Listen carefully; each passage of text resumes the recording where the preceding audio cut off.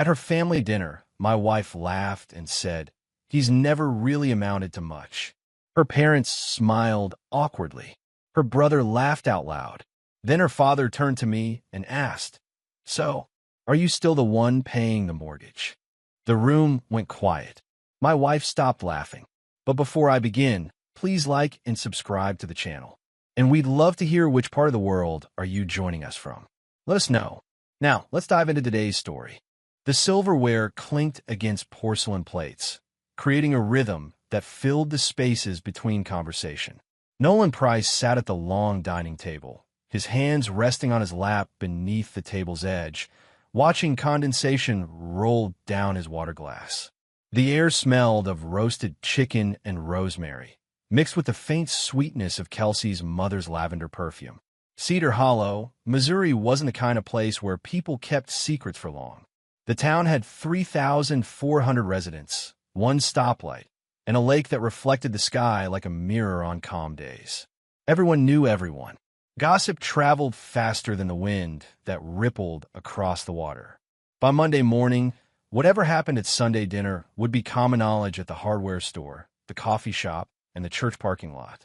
Nolan wore what he always wore, worn Levi's that had faded to a comfortable gray-blue, a flannel shirt he'd owned for 5 years, boots that still had mud on them from his morning walk.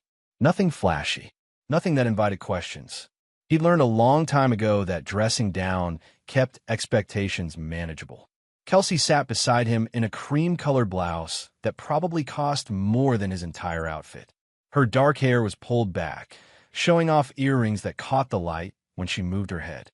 She leaned back in her chair, swirling a glass of white wine, her posture relaxed and confident. She was holding court the way she always did at family gatherings. "The thing about Nolan," Kelsey said, her voice carrying that smooth, almost musical quality she used when she wanted people to lean in and listen, "is that he's absolutely dependable. I mean, you can set your watch by him." Her mother, Patricia, nodded with visible relief. She'd been waiting for Kelsey to say something positive. But ambition? Kelsey continued, shaking her head with a small, indulgent smile. "That's just not his thing. He's comfortable where he is, you know? And honestly, I've made peace with that." The words landed softly, dressed up as acceptance. But Nolan heard what lived underneath them. He'd been hearing it for months now. The subtle edge, the barely concealed disappointment, the implication that she'd settled for less than she deserved. Her brother Lance laughed, a sharp bark of amusement. "Well, somebody's got to be the steady one, right?" Patricia set her fork down gently. "There's nothing wrong with being practical." "Oh, absolutely," Kelsey agreed, reaching over to pat Nolan's hand. The gesture was performative, meant for the audience around the table. "He's wonderful at what he does. Very reliable." Nolan said nothing. He cut another piece of chicken, chewed slowly. The meat was dry. He washed it down with water. Raymond, Kelsey's father, had been quiet most of the meal. He sat at the head of the table like a judge presiding over court, his gray hair combed back, his reading glasses hanging from a chain around his neck. He owned the town's only insurance agency and carried himself like someone used to being the smartest person in the room. He cleared his throat, drawing everyone's attention. "So, Nolan," Raymond said, his tone casual but his eyes sharp, "you still covering the mortgage on that house?" The question hung in the air like smoke. Conversations stopped mid-sentence. Forks paused halfway to mouths. Even the sound from the kitchen seemed to fade. Kelsey's wine glass stopped mid-swirl. Her smile froze, then cracked at the edges. Nolan looked directly at Raymond. His voice came out level, calm, without inflection. "Yes." One word. Nothing more. He didn't explain, didn't justify, didn't fill the silence with nervous elaboration. Raymond's eyebrows lifted slightly, as if he'd expected more. Patricia glanced between her husband and her son-in-law, clearly uncomfortable. Lance looked down at his plate, suddenly fascinated by his mashed potatoes. The silence stretched. 5 seconds. 10. 15. It became its own presence at the table, demanding attention, forcing people to reckon with what had just been asked and what hadn't been answered. Kelsey's face flushed. She set her wine glass down with more force than necessary. the base hitting the table with a sharp tap. "Well," she said brightly, her voice too high, too tight. "Anyone want more bread?" The drive home took 20 minutes through roads that curve along the lake. Streetlights were sparse. The darkness pressed against the windows of Nolan's truck, broken only by the headlights cutting through it. Kelsey sat with her arms crossed, her body angled toward the passenger window. The silence between them was different from the one at dinner. This one vibrated with anger, barely held in check. 3 miles passed. "You embarrass me," she finally said. Nolan kept his eyes on the road. His hands rested at 10 and 2 on the steering wheel. "You embarrass me first," he replied. Her head snapped toward him. "What?" "At dinner. When you told your family, I have no ambition." Kelsey scoffed, a sharp exhale through her nose. "I didn't say that. I said you're comfortable. There's a difference." "Not really. You're being ridiculous." She turned back to the window. "You take everything personally." There it was. Her favorite line. The one she used like a shield whenever he tried to point out something that hurt. It transformed her actions into his problem, her cruelty into his oversensitivity. It let her off the hook while putting him in the wrong. Nolan had heard it for years now. At first, he believed it. He'd questioned himself, wondered if maybe he was too sensitive, too quick to feel insulted. But somewhere along the way, he'd started paying attention to the pattern. The words only came out when she'd done something she didn't want to be accountable for. "Your father asked if I'm still paying the mortgage," Nolan said quietly. "In front of your whole family. Like it's some kind of joke." "He was just curious. He was testing me. And you made it weird by not engaging." Kelsey's voice rose. "You could have laughed it off. Made a joke. Instead, you just sat there looking wounded. I answered his question. You gave him one word. It was a yes or no question." Kelsey made a frustrated sound in her throat. She dug through her purse, pulled out her phone, the screen's glow illuminating her face in the dark cab. Her thumbs moved rapidly across the keyboard. "Who are you texting?" Nolan asked. "Does it matter?" "I'm just asking." "God, Nolan, you're exhausting." She didn't look up from the phone. "I can't even text someone without you interrogating me." He wasn't interrogating her. He'd asked one question, but pointing that out would only prove her point in her mind, that he was oversensitive, dramatic, making problems out of nothing. So he drove, watched the center line pass beneath the truck, listened to the hum of tires on asphalt. When they pulled into their driveway, Kelsey got out before he'd even shut off the engine. The truck door slammed. Her shoes scraped across the gravel as she walked to the house, fishing for keys in her purse. Nolan sat in the driver's seat for a moment longer, staring at the garage door. The house was beautiful. 2 stories, white siding, black shutters, a wraparound porch with hanging plants. It sat on 3 acres with a view of the lake through the trees. Kelsey had fallen in love with it the moment the realtor showed them the property. "This is it," she'd said, walking through the empty rooms, her voice echoing off the bare walls. "This is exactly what I've always wanted." What she hadn't asked was how they could afford it. She hadn't looked at the paperwork, hadn't questioned the legal structure, hadn't bothered to understand how the purchase was arranged. She just assumed it was hers because she lived there. Nolan finally got out of the truck. The night air was cool, carrying the smell of pine and lake water. Somewhere in the distance, a dog barked. Crickets sang in the grass. He went inside. Kelsey was already upstairs. He could hear her moving around in the bedroom, drawers opening and closing with sharp, angry sounds. He went to the kitchen, poured himself water from the tap, drank it standing at the sink. His reflection stared back at him from the dark window above the faucet. Brown hair that needed a cut, lines around his eyes from squinting at spreadsheets, a face that looked tired. He'd built this life carefully, quietly, without fanfare or flash. And somewhere along the way, Kelsey had decided that minute wasn't worth much. Kelsey Price hadn't always been cruel. When Nolan met her 7 years ago at a mutual friend's barbecue, she'd been magnetic, sharp-witted, driven, unafraid to challenge him.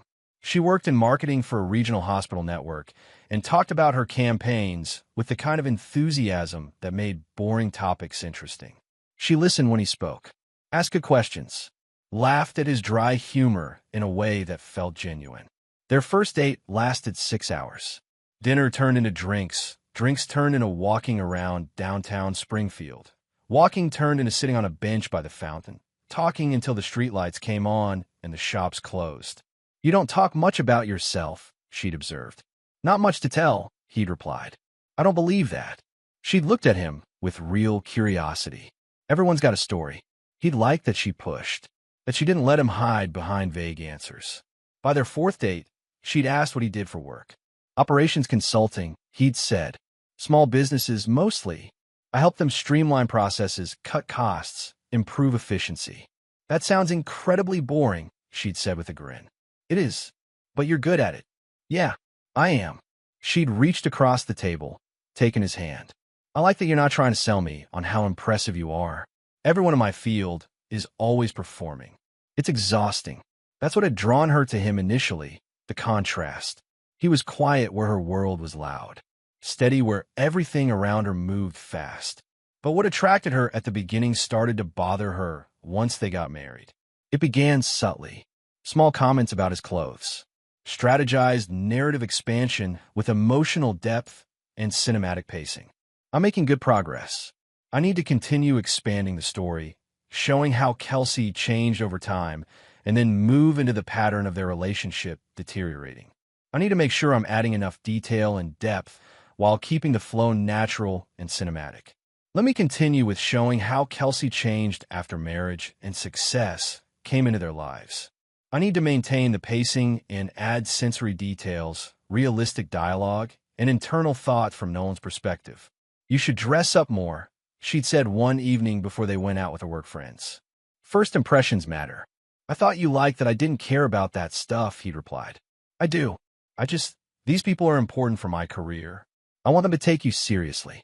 He'd change his shirt, worn the one button up he owned that she'd bought him for Christmas. Then came the suggestions about the truck. It's so old, Nolan. Don't you want something nicer? It runs fine, but what does it say about us? That we don't waste money on things that don't matter. She'd sighed, disappointed, like he'd missed the point entirely. The real shift happened after Nolan landed a contract with a manufacturing company that needed a complete operational overhaul. The project took 8 months and paid more than he usually made in a year. He didn't broadcast it, just deposited the checks, paid down debts, invested the rest. But Kelsey saw the bank statements.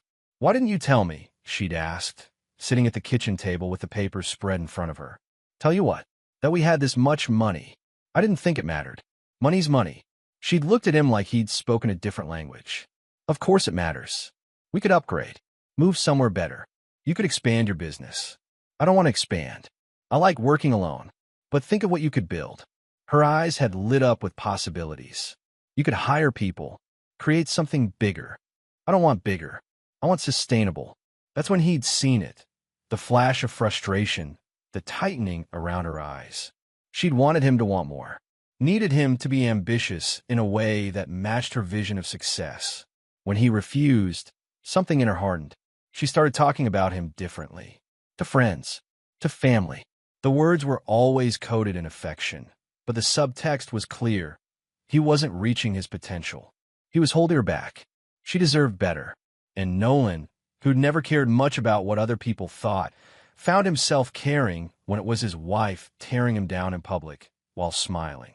But what bothered him most wasn't the criticism. It was that she spent his money while resenting that he made it. 3 weeks after the dinner at her parents' house, Nolan sat in his home office going through invoices.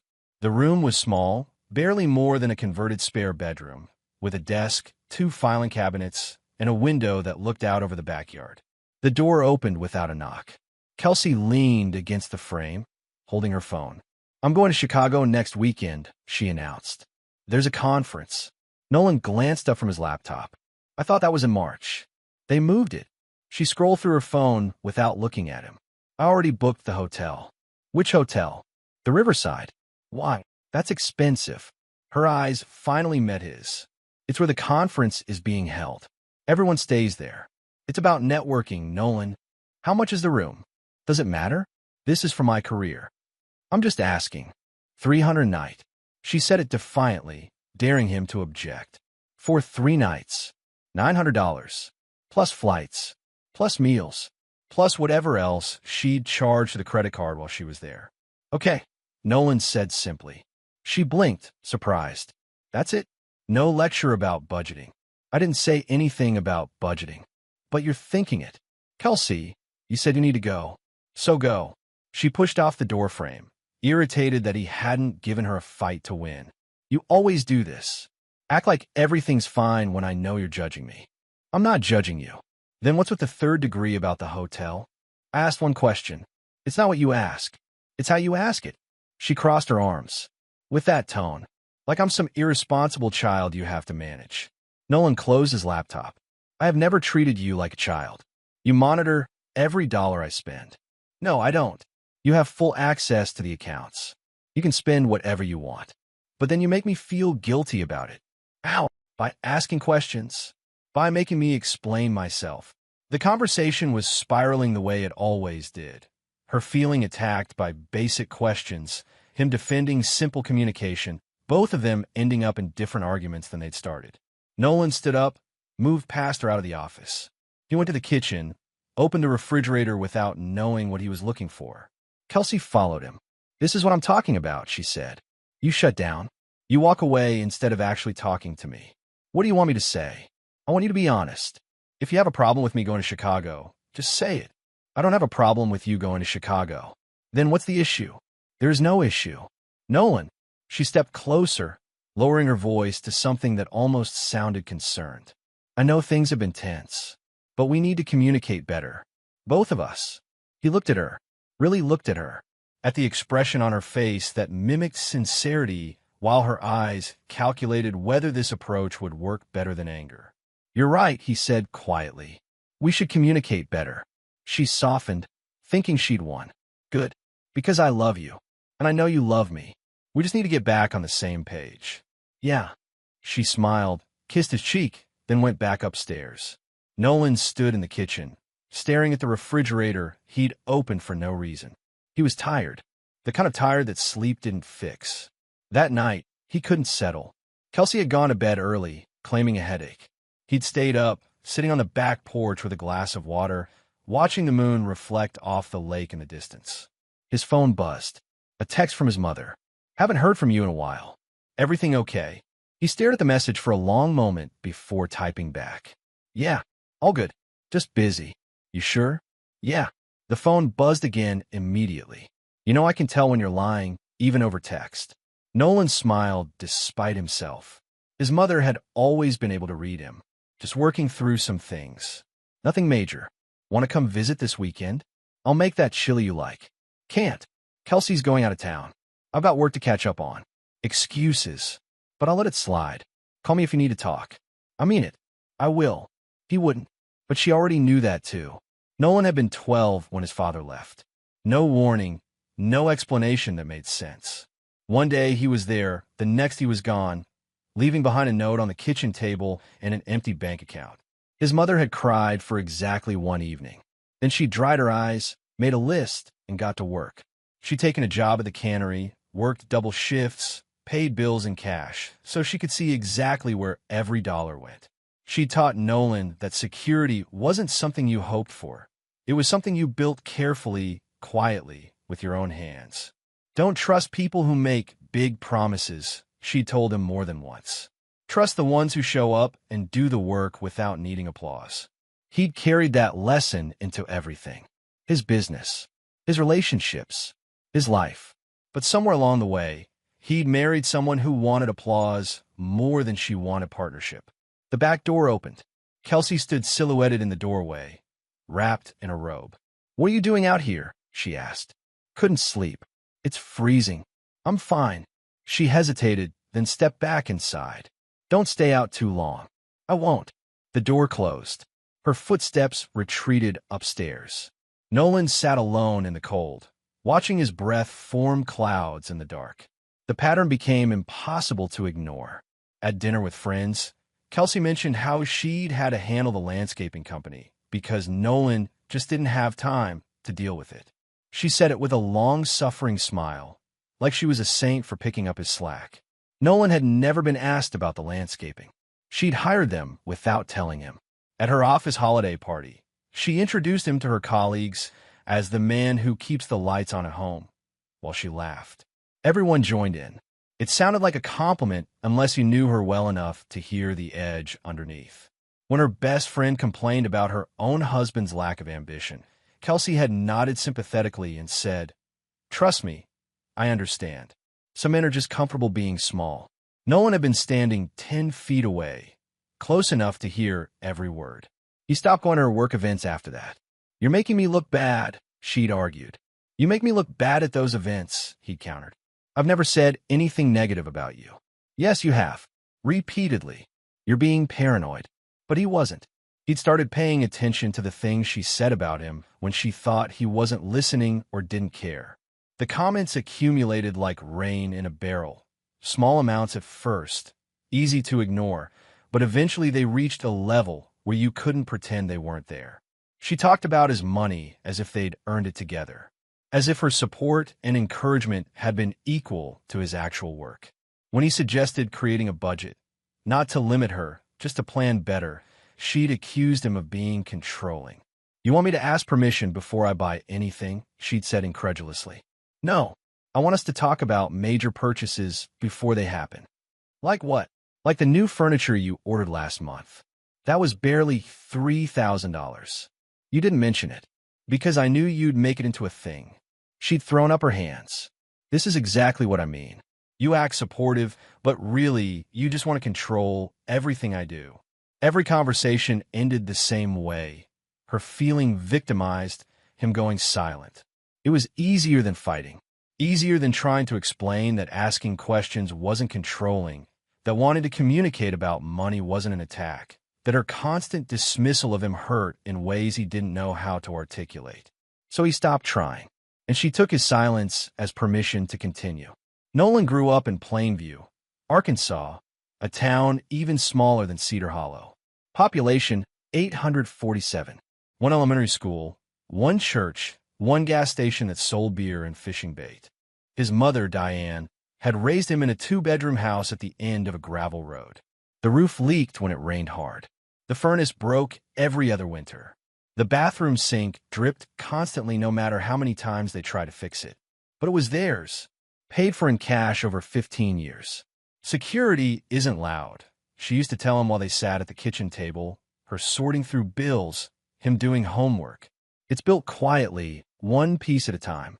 Nobody's going to see it and think it's impressive. But you'll sleep better at night, knowing you built something solid."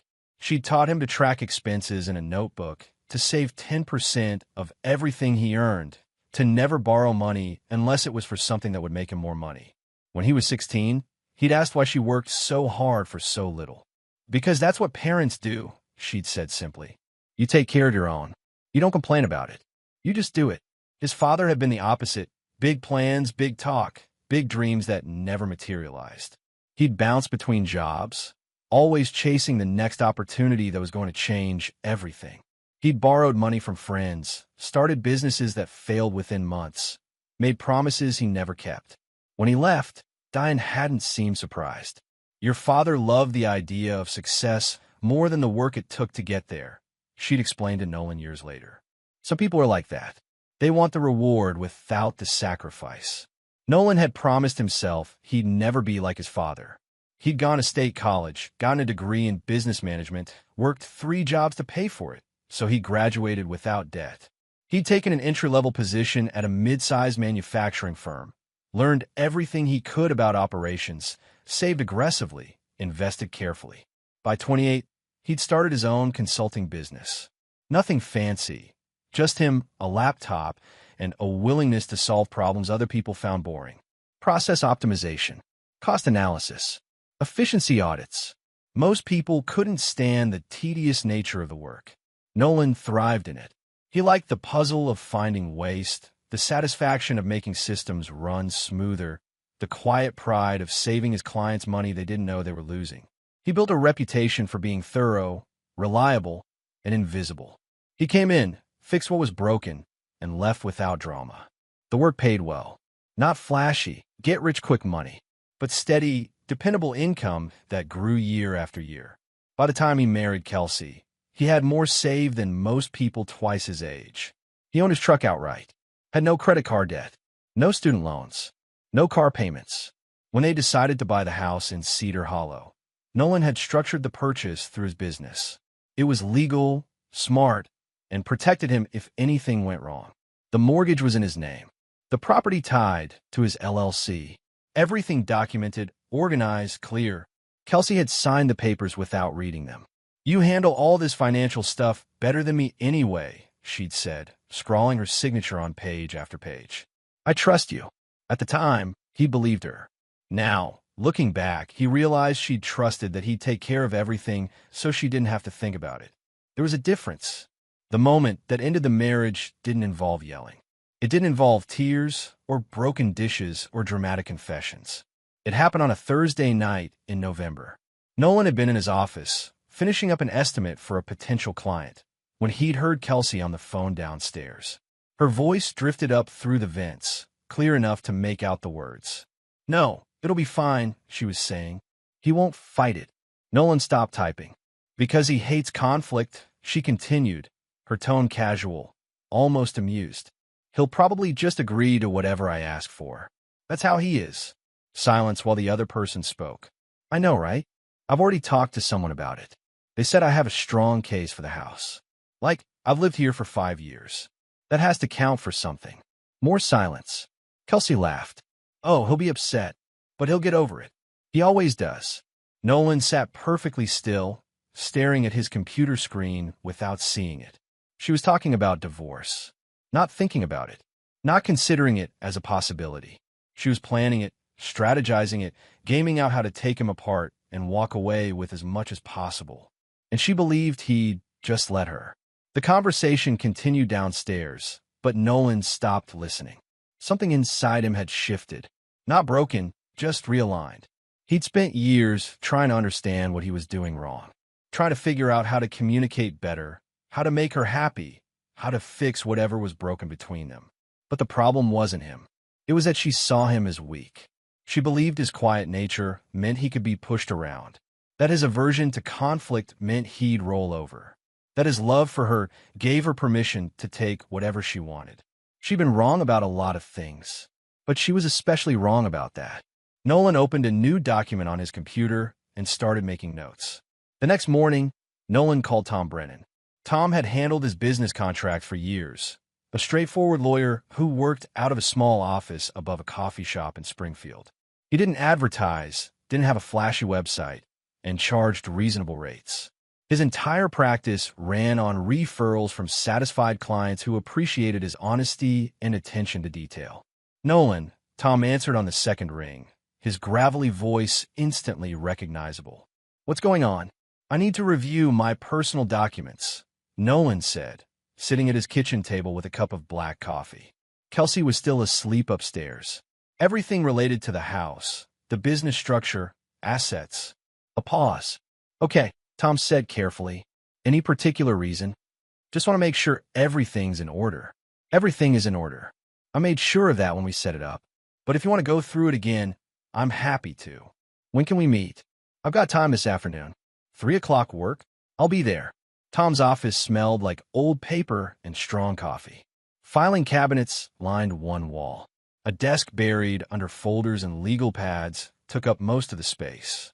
Tom himself looked exactly like his office, rumpled, lived in, functional. He gestured to a chair. "Have a seat." Nolan sat. Tom dropped into his own chair, which creaked under his weight.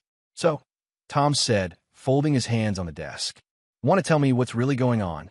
I need to know where I stand if my marriage ends." Tom didn't react with surprise. He nodded slowly, like this confirmed something he'd suspected. "All right, let's walk through it." He pulled out a thick folder, spread documents across the desk. Property deeds, LLC formation paperwork, loan agreements, prenuptial agreement. "The house," Tom said, tapping a page, "is owned by your business entity. Kelsey lives there, but legally, it's a company asset. You're the sole member of the LLC. She has no ownership stake. She signed papers when we bought it. She signed acknowledgement forms, not ownership documents." Tom pulled out another page. "See this?" She acknowledged that the property was being purchased as a business asset, that she understood she wasn't being added to the title, and that she had no financial interest in the property itself. She didn't read any of that. Probably not. Most people don't. But she signed it. Her signature. Her initials. Witnessed and notarized. Tom continued going through the documents.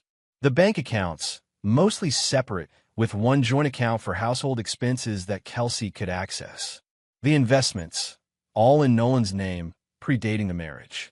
The truck, the equipment for his business, everything. What about spousal support? Nolan asked. Missouri's not a community property state. And you got a prenup. Tom found the document, flipped to a marked page. Both of you waived alimony. She wanted it that way. Actually, said she'd never ask you for money. Nolan remembered that conversation. It had been right before the wedding, when they'd been sitting in Tom's office going over the prenup. Kelsey had laughed at the suggestion of alimony. I make my own money, she'd said. I'm not one of those women who needs a man to support her. She'd signed with a flourish, proud of her independence. So if she files, Nolan said slowly, what would she get? In a divorce? Whatever's in the joint account. Her personal belongings. Her car, which is in her name. That's about it. Not the house. Not the house. Not your business. Not your savings. Tom leaned back. Nolan, I'm going to be straight with you. If your marriage ends, you're in one of the strongest positions I've ever seen. You kept everything separate.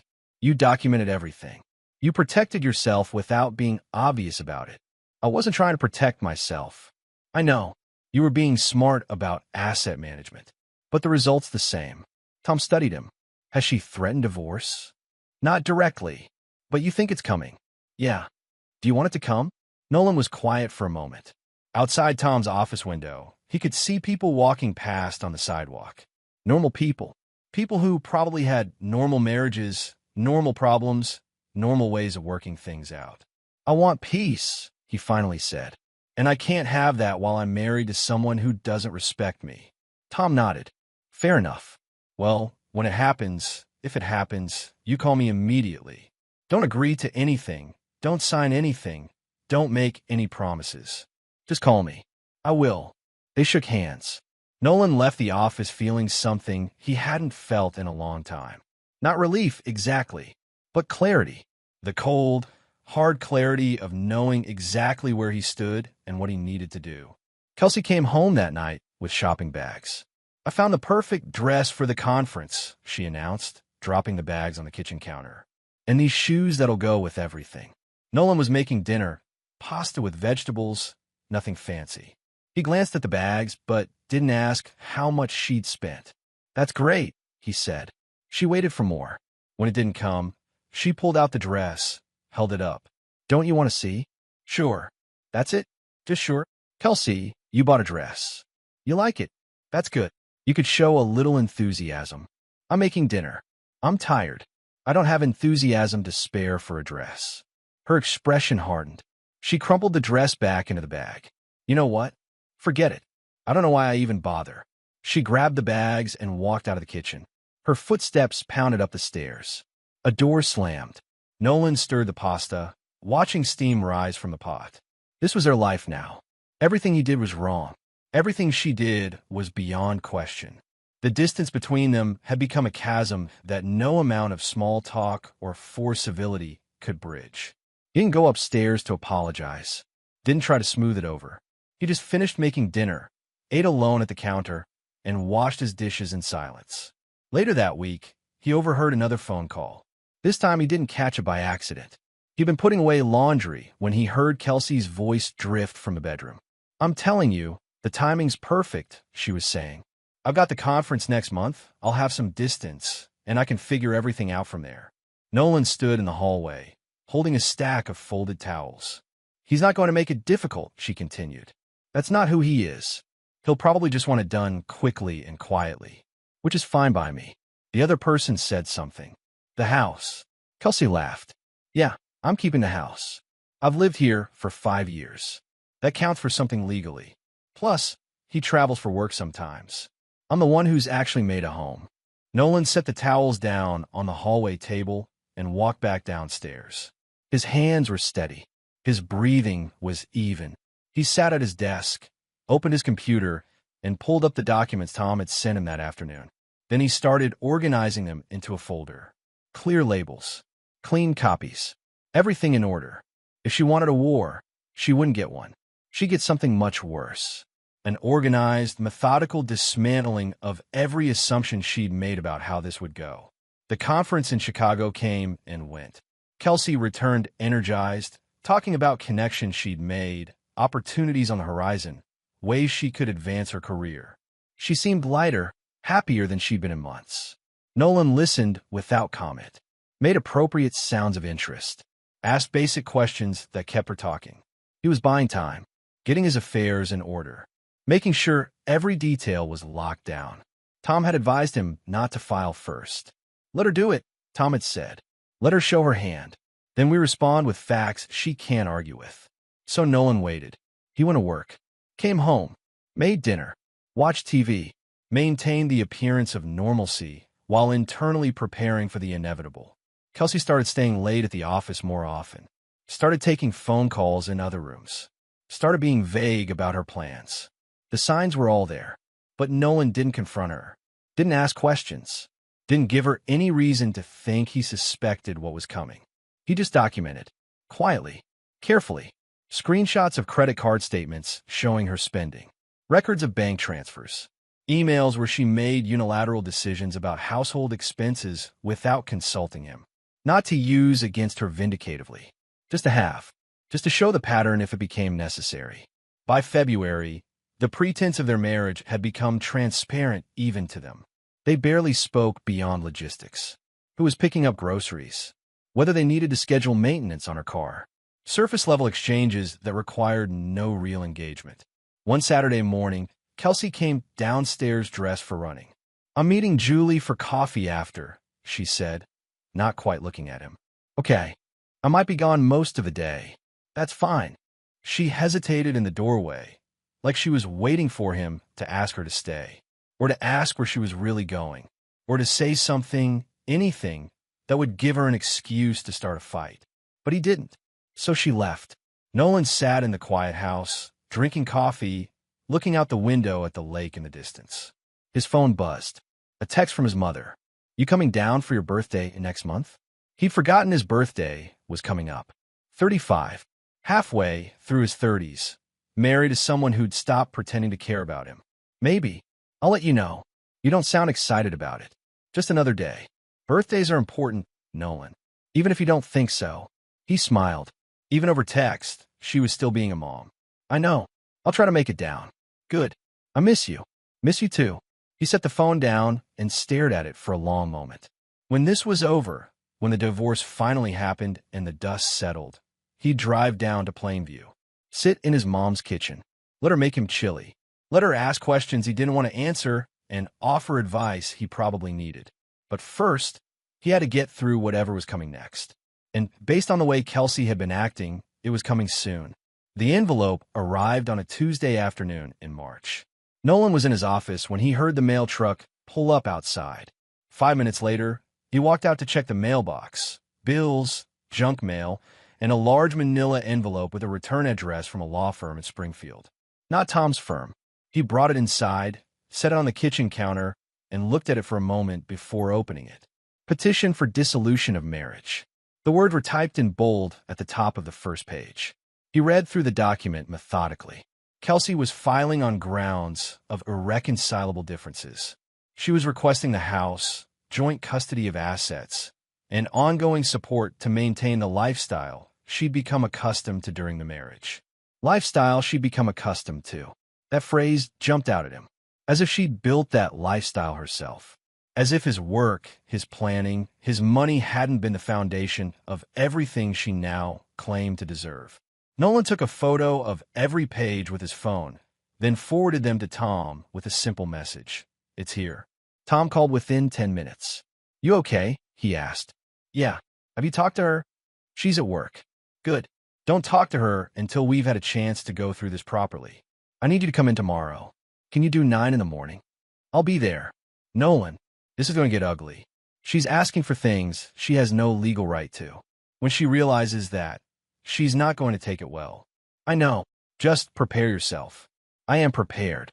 Tom was quiet for a moment. Yeah, I think you are. That night, Kelsey came home late. Almost 9 o'clock. She walked in with her coat still on, her purse slung over her shoulder, and stopped when she saw Nolan sitting at the kitchen table. You got it, she said. Not a question. Yeah, I was going to tell you. When? I don't know. Soon.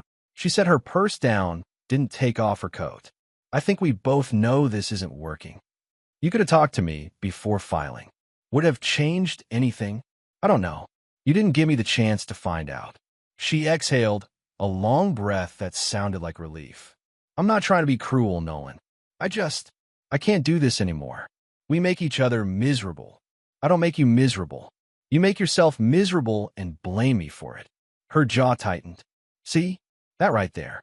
That's exactly what I'm talking about. You never take responsibility for anything. I take responsibility for what's mine, but I'm not responsible for your feelings about my actions. God, you're so cold. She shook her head. I don't even know why I'm surprised. This is who you've always been. What do you want from me, Kelsey? You filed for divorce. What reaction were you expecting? I don't know. Maybe a little emotion? Maybe some acknowledgement that this matters. It matters. But crying about it won't change anything. No, but it might make you seem human. She turned to leave, then stopped. I'm staying with Julie for a while. I'll come get my things this weekend. Fine. And Nolan? My lawyer's going to fight for what I'm entitled to. Just so you know, I'm sure they will. Something in his tone made her pause. She looked at him more carefully, like she was seeing something she hadn't noticed before. You're not even worried? Are you? She said slowly. Should I be? I'm asking for half of everything. The house. Support. All of it. You can ask for whatever you want. You think I won't get it? I think you'll get exactly what you're legally entitled to. She stared at him. What does that mean? It means you should probably read the documents you signed more carefully. Her face went pale, then red. What did you do? I didn't do anything. You just never bothered to understand what you were signing. You tricked me. No, I protected myself. There's a difference. Kelsey grabbed her purse off the counter. Her hands were shaking. You're going to regret this.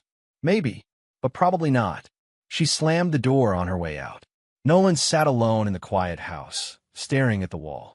He felt nothing, not satisfaction, not anger, just a strange, hollow sense of inevitability. This was always how it was going to end. The mediation took place in a conference room at the courthouse in Springfield. Kelsey arrived with her lawyer, a woman named Patricia Shaw who looked like she charged $400 an hour and enjoyed making men squirm.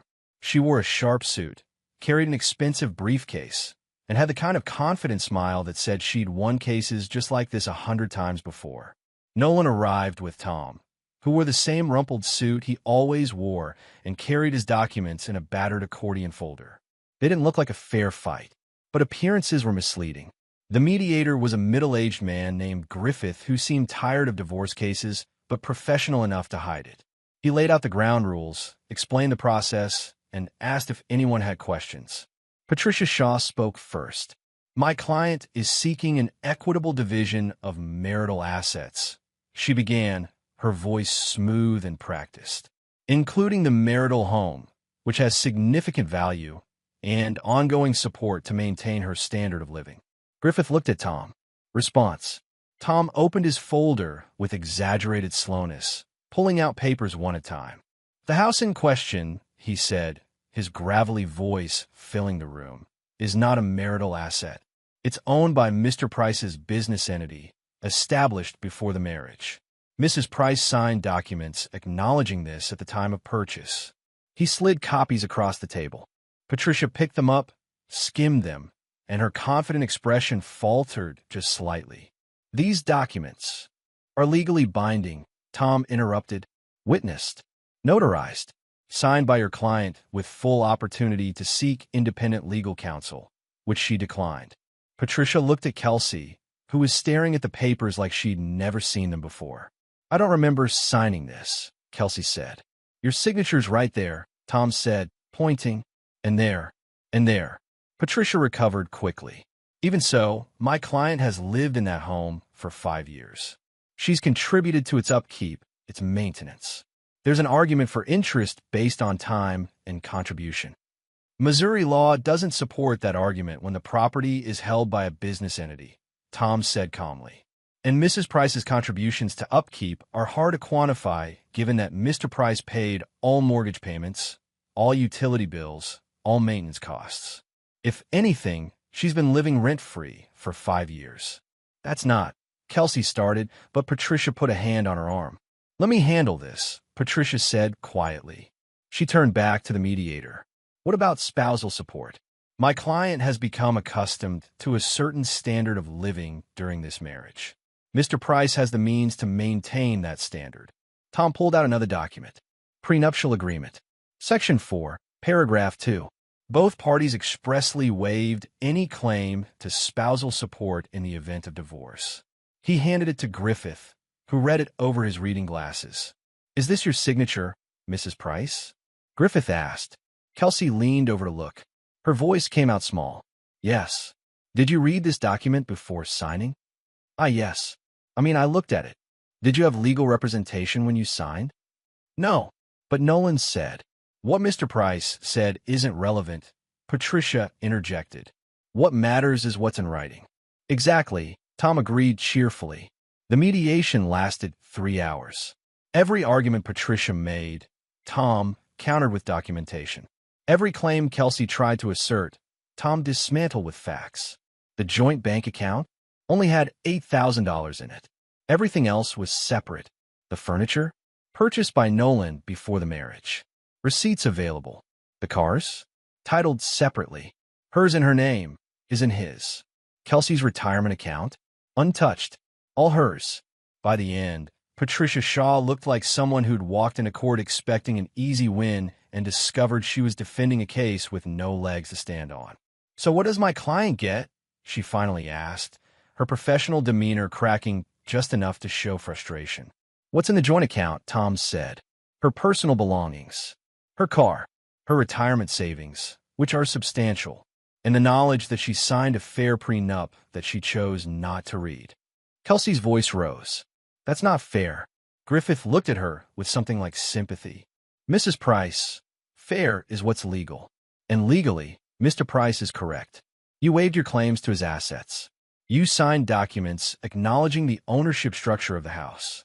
Nothing in this situation appears to be fraudulent or coerced. But, I'm sorry, but that's what the documents show. Patricia Shaw closed her briefcase with a sharp click. We'll need time to review our options. Take all the time you need, Tom said. But the documents won't change.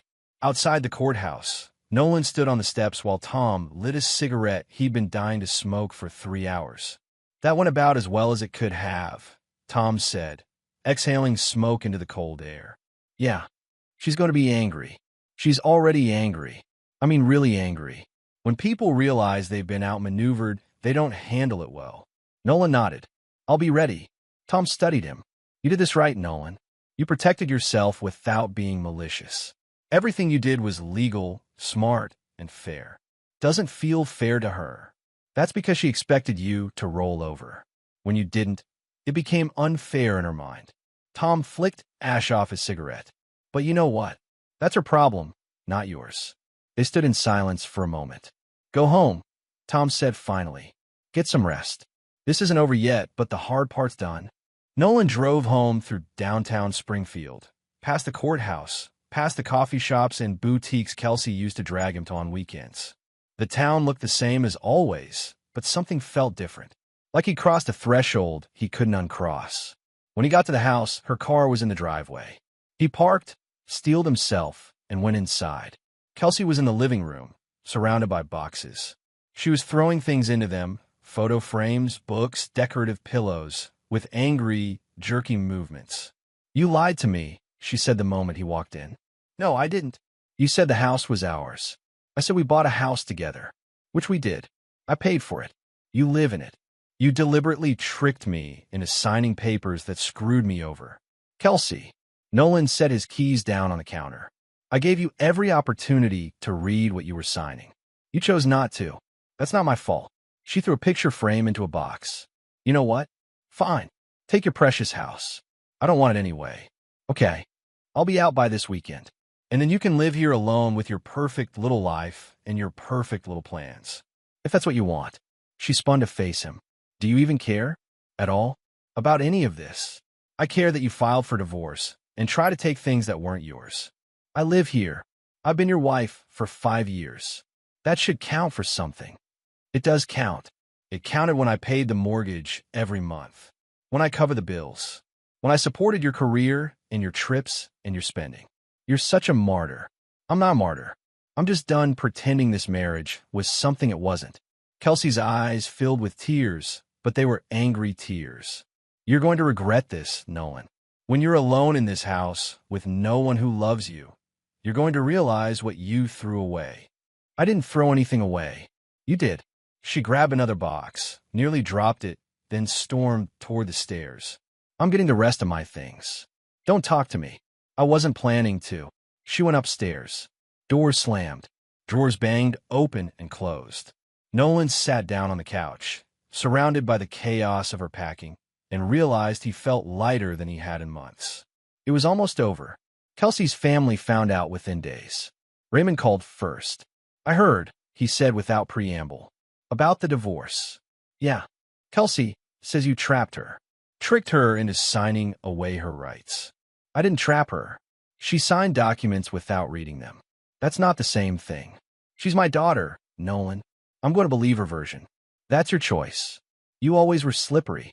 Quiet guys usually are. Nolan should have been angry. Instead, he just felt tired. Is there something you need, Raymond? Or did you call just to insult me? I called to tell you that you're making a mistake. Kelsey's a good woman. You're throwing away a good marriage because you're too stubborn to compromise. I compromised for 5 years. Kelsey never did. That's not how she tells it. I'm sure it's not. Raymond was silent for a moment. You're really not going to fight for this. There's nothing to fight for. She filed. I'm letting her go. You'll regret it. Maybe. Raymond hung up without saying goodbye. Patricia called later that week. I just want you to know, she said, her voice stiff, that Kelsey is devastated. Okay. She thought you loved her. I did. She just made it impossible to keep loving her. That's a cruel thing to say. It's an honest thing to say. Patricia sighed. I don't know what happened between you two, but she's my daughter, and I'm going to support her. I understand. Do you? Because from where I'm standing, you've destroyed her life. No, Patricia. I protected mine. There's a difference. She hung up too. Lance sent a text. You're an asshole. Nolan didn't respond. But then something shifted. 2 weeks after the mediation, Raymond called again. This time, his voice was different. Quieter. Less certain. I need to talk to you, he said. About what? Can we meet? Just you and me. They met at a diner halfway between Cedar Hollow and Raymond's place. It was mid-afternoon, the place nearly empty except for a couple of truckers at the counter. Raymond looked older than Nolan remembered. Grayer. More tired.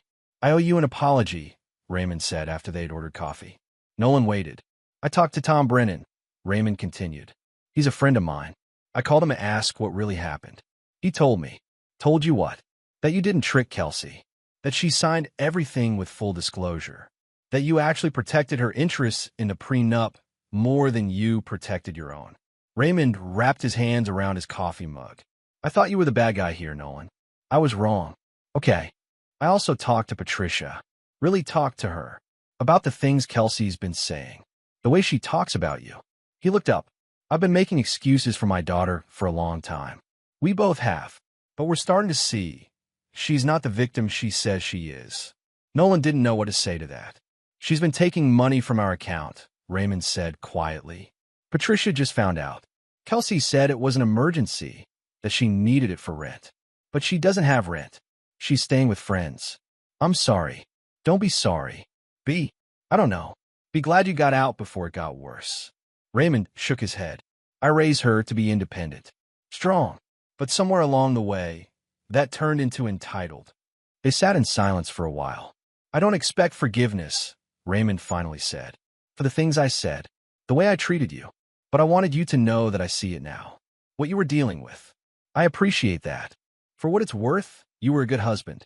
Better than she deserved. Raymond left cash on the table for his coffee and walked out.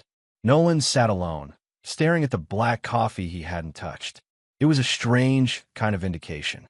He hadn't needed Raymond's approval or apology, but having someone from Kelsey's own family acknowledge the truth, felt like the final piece clicking into place. Kelsey moved out in April. She took her clothes, her personal items, and furniture that Nolan told her she could have even though he'd technically paid for it. He didn't fight her on it, didn't make it harder than it needed to be.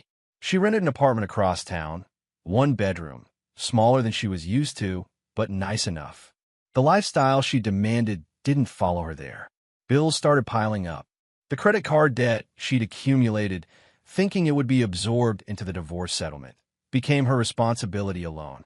The trips she'd planned, the purchases she'd made, the life she'd been living, all of it came due. She called mutual friends, explaining her side. Some believed her. Most didn't. The ones who knew both of them had seen the pattern. They'd watch Kelsey put Nolan down, spend his money, and dismiss his work. When the divorce happened, they weren't surprised. Slowly, the friend group fractured. People chose sides, and more often than not, they chose distance from the drama. Kelsey's job became harder. Without the cushion of Nolan's income, every expense mattered. She started declining happy hours, skipping conferences that weren't essential, driving her 10-year-old car with 150,000 miles on it instead of upgrading like she'd planned. The charm that had always worked for her, the ability to smile and deflect and make people forget she'd just insulted them, stopped being effective when there was nothing to gain from her. People saw through it. Finally, Nolan sold the house in Cedar Hollow in June. It wasn't about spite or running away. It was about closure. The place was beautiful, but it was tied to a chapter of his life he needed to end completely. He listed it, got an offer within 2 weeks from a family with 3 kids who loved the lake view, and closed 30 days later. He made a profit, a significant one, enough to buy something smaller, quieter, further from town. He found a cabin 20 miles north, tucked back in the woods on 40 acres. No neighbors, no lake view, just trees, silence, and space. The cabin needed work. New roof, updated wiring, fresh paint. But it was solid. Good bones. The kind of place his mother would approve of. He spent the summer fixing it up, working with his hands, sleeping better than he had in years. His business continued. Clients kept calling. Work kept coming in.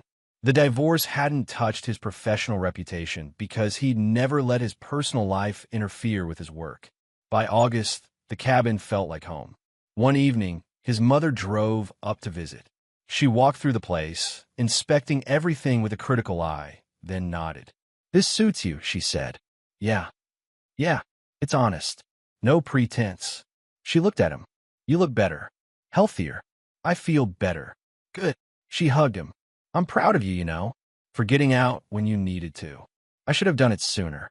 Maybe, but you did it when you were ready. That's what matters." They sat on the porch that night, drinking beer, watching fireflies blink in the dark. "Have you heard from her?" his mother asked. "No." "Do you want to?" "Not really." "Good. That woman didn't deserve you."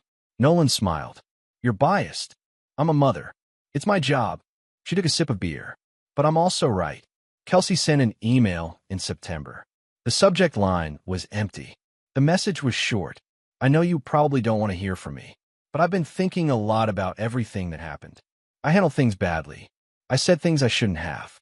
And I'm sorry. I'm not asking you to take me back or even to forgive me. I just wanted you to know that I see now what I didn't see then. You were always good to me, and I took that for granted. I hope you're doing well. I hope you're happy. K." Nolan read it 3 times. Then he closed his laptop without responding. Not out of cruelty, not to punish her, but because responding would reopen a door that needed to stay closed. Kelsey didn't need his forgiveness to move forward, and he didn't need her apology to find peace. They both made choices. Those choices had consequences, and now they were living with them. That was enough. October brought cooler weather. The trees around the cabin turned gold and red. The mornings were cold enough that Nolan started lighting fires in the wood stove before his coffee. He took long walks through the woods, worked on client projects, read books he'd been meaning to get to for years, cooked meals that were just for him. No one to accommodate, no one to please. The quiet was no longer lonely. It was peaceful. One afternoon, Tom called. "Just checking in," he said. making sure you're doing all right. I'm good. You sound good. Relaxed. I am relaxed. Good. That's what I like to hear. Tom paused. I've been practicing law for 30 years. I've handled a lot of divorces. And I gotta tell you, most people don't come out the other side as intact as you have. I had good representation. You also had your shit together. That's rare. They talked for a few more minutes, then hung up. Nolan stood on his porch, looking out at the woods. Autumn light filtered through the branches, casting everything in shades of amber. He'd lost a marriage, but he'd gained something more valuable. Clarity about who he was, what he needed, what he wouldn't compromise on. Peace that couldn't be manipulated or taken away or bargained with. The kind of peace that came from knowing he'd been fair, even when fairness hadn't been extended to him. From knowing he'd protected himself without being cruel. From knowing he'd walked away with his integrity intact. Kelsey had lost what she thought she owned because she'd never valued who built it. She'd seen Nolan's quiet strength as weakness, his careful planning as lack of ambition, his unwillingness to engage in her games as an invitation to take advantage. She'd been wrong on all counts, and by the time she realized it, it was too late. Winter came. Snow fell quietly on the cabin, muffling sound, blanketing the woods in white. Nolan worked, walked, read, existed without drama or chaos or people who demanded more than he had to give. He didn't date, didn't look for companionship, didn't need it. Maybe someday he would. Maybe someday he'd meet someone who valued what he offered instead of resenting what he didn't. But for now, being alone was exactly right. His phone buzzed one December morning. A text from Raymond. Kelsey moved back to Kansas City. Thought you'd want to know. Nolan stared at the message for a moment, then set his phone down. Kansas City, 6 hours away. Far enough that their paths wouldn't cross by accident. Good. He hoped she found what she was looking for there. Hoped she learned something from what had happened between them. Hoped she'd treat the next person better. But he didn't hope hard enough to reach out and find out. That chapter was over. He made coffee. Watched the sun rise through the trees. Let the day begin the way all his days began now. Quietly, without obligation, without performance. Nolan Price had been called a lot of things during his marriage. Unambitious, passive, boring, small, but he'd never been weak. And in the end, that made all the difference. He wasn't loud. He didn't need to be. He wasn't vindictive. There was no point. He was just finished. And sometimes being finished cleanly, completely, with your dignity intact, was the real victory. Kelsey had learned that lesson too late. Nolan had known all along.